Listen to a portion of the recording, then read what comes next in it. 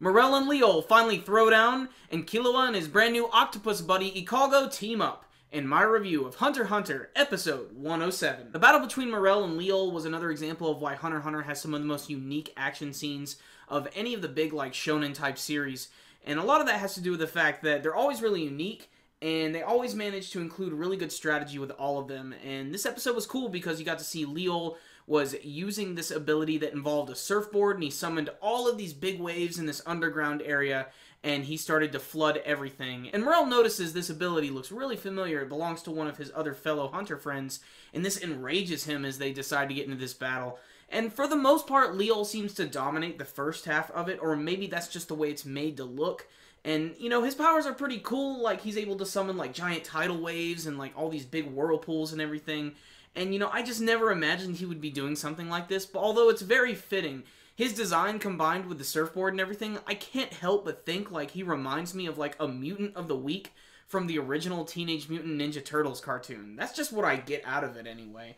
It may come as no surprise that Morel ends up winning this battle, and what I love most about it, and I was kind of reminded this like when he was fighting against Cheetu, and pretty much every fight that he's had so far, he looks kind of like this big and burly guy, like he can probably be a brawler, but for the most part, he uses a lot of really interesting strategy to take his opponents down, and that's what he does. He goes underwater and he creates these like air bubbles that are appearing all over the place, and he uses this to trick Leol into thinking that maybe he was actually trying to escape.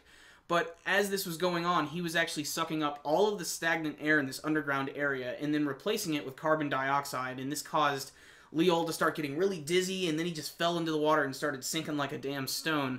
And this is pretty much how he's defeated, and even though it's somewhat anticlimactic that essentially he just floats to the bottom, I thought it was kind of interesting that Leol was sort of able to accept his own mortality so easy, because he seemed like he'd be a little more headstrong about that, but I don't know, that's really the end of the battle, again proving that Morel is very smart and very strategic. The tension part of the episode has to deal with the character of Palm, who is still trying to get a sneak peek at the Chimera Ants, and what's really cool about this scene is she goes back to that one big staircase that Nove went to when he started to shit frickin' bricks, and all of a sudden she can sense Poof's aura coming down the stairs, which apparently is blue, and Pito's is like a pinkish red. I didn't really realize that in last week's episode. I just thought they were all sort of the same color. But suddenly, Poof's aura just goes away. And then all of a sudden, Neferpito's aura just comes down, full force, evil as shit, and Palm is just stuck in her tracks. What's gonna happen to her? I don't know. I'm guessing she probably hightailed it and went back down to the underground area and probably started shitting her pants just like Nove. At the end of the episode, we are finally reintroduced to Killua, who is brought to this underground hospital by his new octopus buddy, Ikalgo. And I love the way that Ikalgo is dressed up. He looks kind of like a more cartoonish version of a South Park character, if you know what I mean by that. But what's really cool here is Killua is all healed up, and he's ready to fight again. And there's a nice scene at the end where both he and Ikalgo decide that they're going to team up with each other. And Ikalgo is just enamored with this. He's just glad to finally have a friend to look out for, and someone who can look out for him and not try to screw him over, because obviously working for the Chimera Ant King probably wasn't all that great.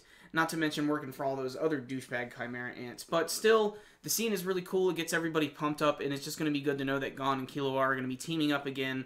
And I'm glad that they're going to be back into the forefront, because we actually haven't seen them for a couple of episodes, but things are about to really pick up, because it looks like they're finally getting ready to storm the palace, and that's just going to have a lot of crazy repercussions. I cannot wait to see the Chimera Ant King fight more than anything, just because they've been building up his abilities a lot. I want to see what he's really capable of. I want to see like what his fighting style is like. Like, I know he's probably going to use his tail and everything, like, because it has that big syringe thing, and he's used that to kill people. But I want to see what he's really capable of. I want to know why everybody is so freaked out by this guy.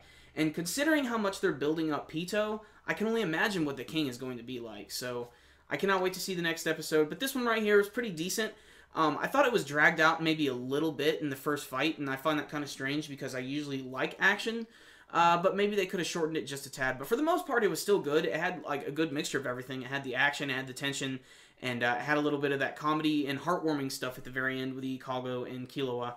And frankly, like I said, it's just good to see the main characters finally come back into the forefront, and things are going to really pick up soon. So I'm going to give this one an 8 out of 10. Like I said, it had some pretty good moments, and it was a good mixture of a lot of different elements, which made it a really entertaining episode.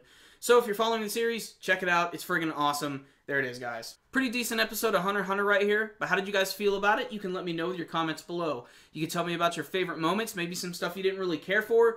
What are you looking forward to seeing in the future of the series? Remember, guys, before you leave, hit the like button so you can give this video a thumbs up. It helps us out so much. And you can see some of the other videos we have floating around right up top. So, I will see you next time, guys. Super Kami Guru 9000. Out.